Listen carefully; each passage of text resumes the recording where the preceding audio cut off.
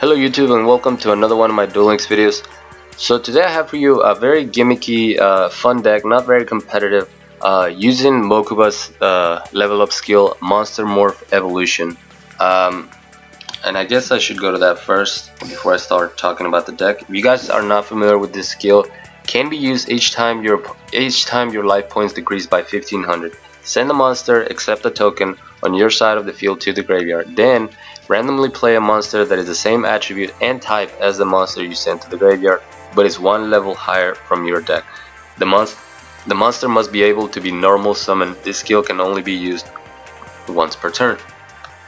So the way we use this skill is we use it to summon Yamada Dragon, which as you guys know is a spirit that goes back to your hand the turn is normal summon or flip face up.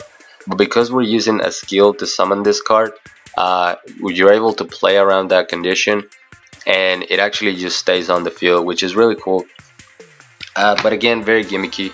If you guys remember Yamada Dragon from my spirit deck, if this card inflicts battle damage to your opponent, you get to draw until you're holding 5 cards, which is kind of a crazy effect, especially in Yu-Gi-Oh! Where card advantage is everything. But let's go ahead and get over the rest of the deck.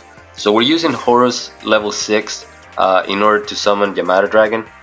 It is a dragon, it is fire, and it's a level 6, so it meets all the requirements for the skill, and he's fairly easy to summon.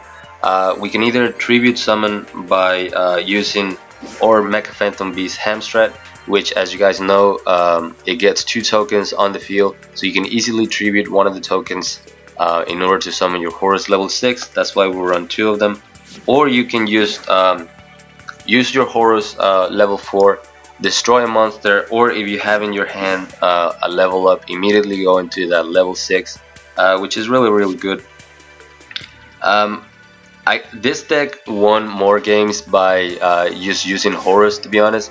Again, Yamada Dragon is just something gimmicky. It's not really your win condition, so to speak. I was just trying to showcase the skill and the kind of things you can do with it. I run 1 level 8 because again he can be a winning condition, especially nowadays where you see a lot of Cyber Angels.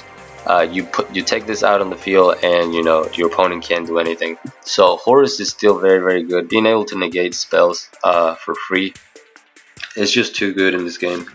So again, I run the 3 level 4. I run 1 Tribute to the Doom because I'm always scared about having dead cards in the deck. Like say I've already used 1 level up and I don't really have a target for the second one. It really sucks to just have that card sitting in your hand. So I like having Tribute to the Doom in order to do something more with whatever I have in hand if I can't use it in that situation. So I have 2 enemy controller for protection purposes, and it can also help you win games. Obviously the econ take kind of plays that you can do pretty much every game.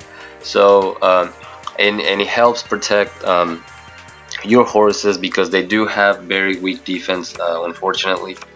2 level ups, I already kind of went over it, for your Horus level 4 or your level 6 if you want to go immediately into level 8. 2 mirror walls, again more protection, and it's pretty much standard for you to have 2 mirror walls in this meta. It's just I don't know, it's a mirror wall. And then the other card that makes the deck work, it is Good Goblin Housekeeping. The bad thing about the skill is that you must summon the monster from your deck, and for some reason, I don't know if it's just me being unlucky, but I was drawing into Yamada Dragon literally every game.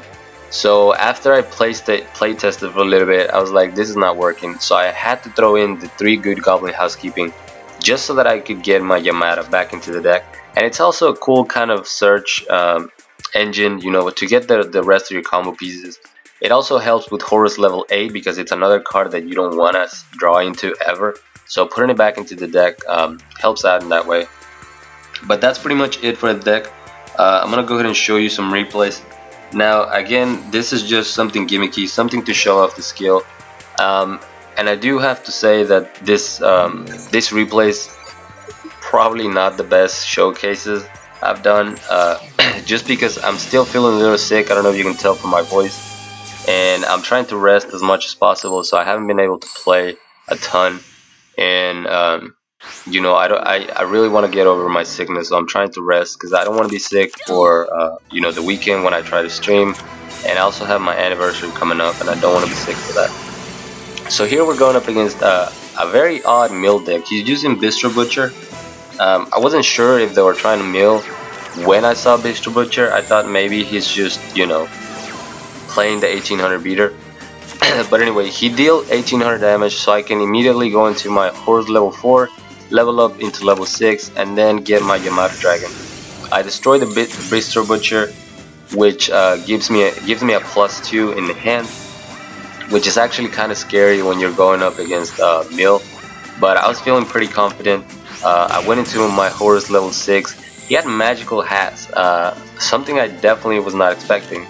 But I end up hitting the Worm, if I remember correctly. Yeah, I still hit the Worm, and this is where it got kind of scary, because I was like, you know, my deck is getting very, very thin. But once I had Horus level 8 out, I was feeling pretty confident. He tries to Mask of the Accursed, but I can just negate that.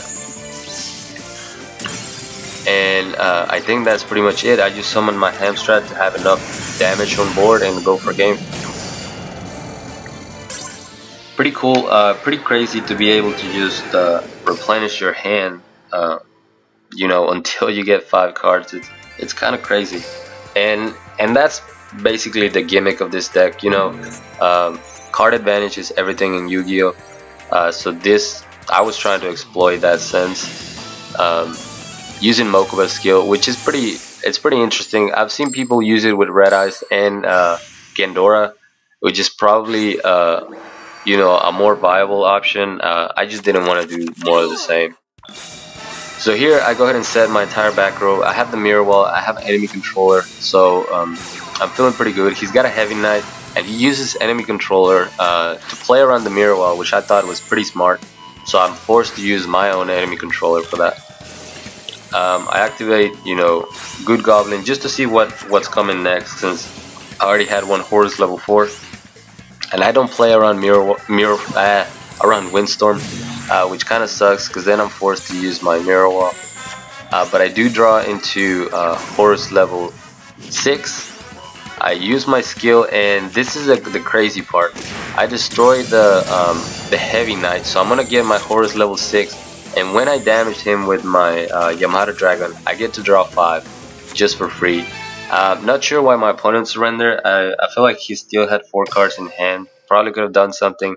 But then again, I had a pretty well established board, and I had just drawn 5 for like no reason. Let's go ahead and show you another replay.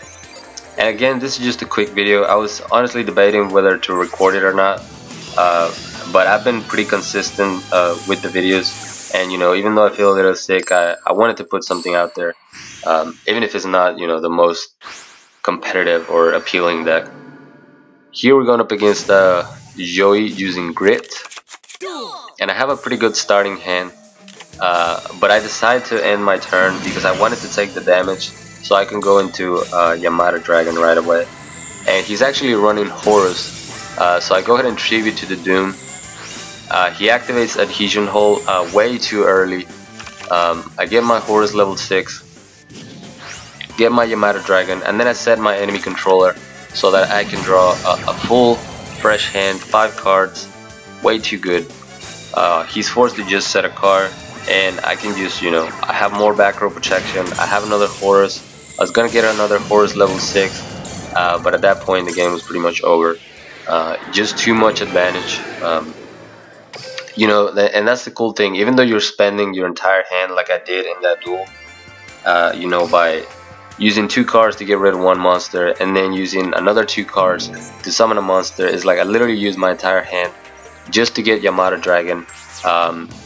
But the fact that I was in position to do battle damage immediately just replenished all of my resources. Here we're going up against Jaden.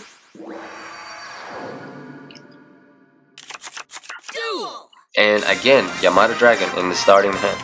I don't know if this is like the 3rd replay where that happened. I just remember seeing it a lot. And here my opponent goes turn 1 Buster Blader. which really sucks because my entire deck is dragons. So Good Goblin Housekeeping comes in super clutch. I have two actually, so I'm able to get cycle through my deck, and I draw into Tribute to the Doom. I then go for my play, Horus level 4 into level up, activate my skill to get Yamato Dragon out, and here I am. He spent all his resources, so did I, but I get to draw 5 brand new cards, and he just scoops.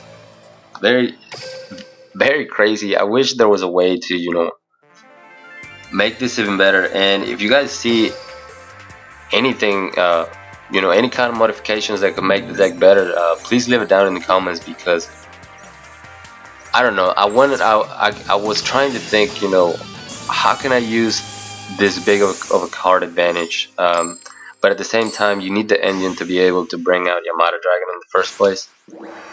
So I don't know. I guess the deck could still work some more. Again, I didn't have a ton of time to play test. And here again, Yamato Dragon to start the duel. And this Cyber Angel player, I have no idea what they were doing. Here I thought I had lost. I was like, too bad I couldn't get my level 8 out. But he just ends turn.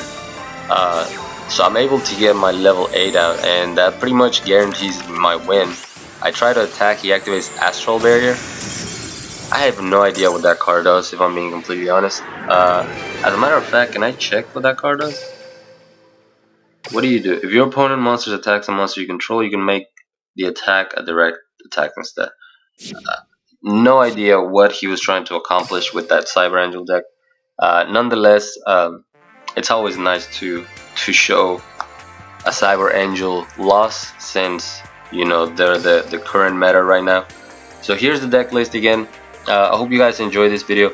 Not the longest of video, not the greatest of replays, but still something that I hope you guys can enjoy. Thank you so much for watching.